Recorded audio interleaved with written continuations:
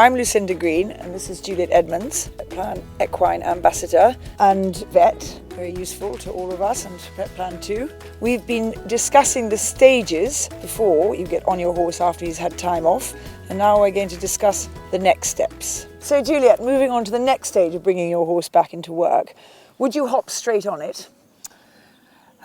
Yes, really. I think, say, we've got all our sort of safety precautions. We know the horse is fine and well. We've got our steady friend there, hopefully, to give us an escort. And I think, ideally, really, yes, get back on and start the walk exercise.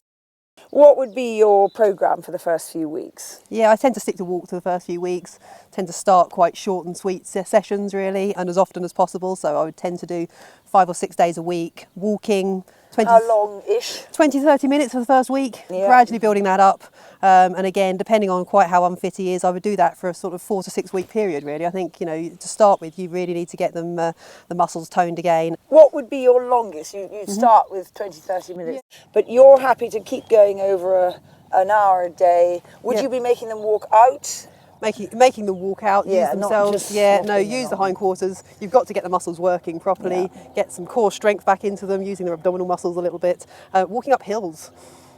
And down. And downhill. Yes, exactly. Once you've got up, you've got to come down. But I always feel both is really good. Yeah, absolutely. Yeah. Get them back balanced again, because they've got to readjust to having a rider on board. And if they're being a bit hot and spooky, then I wouldn't have the loose rein. You know, I'd have that contact. And as soon as you feel them relax, you can just let a bit of rein out. And useful to have a safe, steady companion again for those sorts of things. Exactly. So just occasionally you've got a horse that's really difficult to get on, particularly at the beginning of him coming up from time off. What would you advise? To start with, it might be useful just to lay across the horse and get him used to the weight. Absolutely, almost start again with them. And you might need to do that for a few days in a row before you go for a proper ride, really. I mean, it can be really helpful to have another pair of hands there, an experienced pair of hands.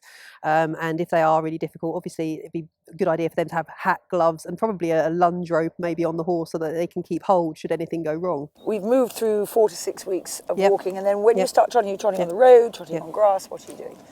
Flat level surfaces are ideal, really, and in straight lines as far as possible. Is that road, flat level? Road for part of it. Obviously you get more concussion, so I try and keep it on, you know, a little bit of tracks with a bit of bounce are ideal, or even starting a little bit in the sort of school, but I try and keep it in straight lines as far as possible still for a few weeks.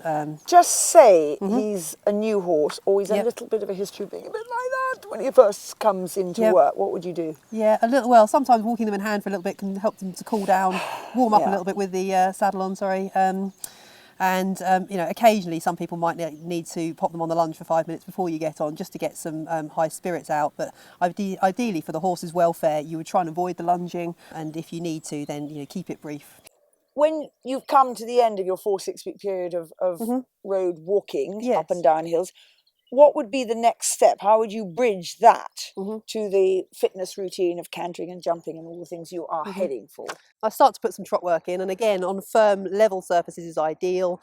And if you can manage to trot more on a surface with a little bit of give in it, so flat grass is ideal, perfectly, or tracks which are not rutted and hard.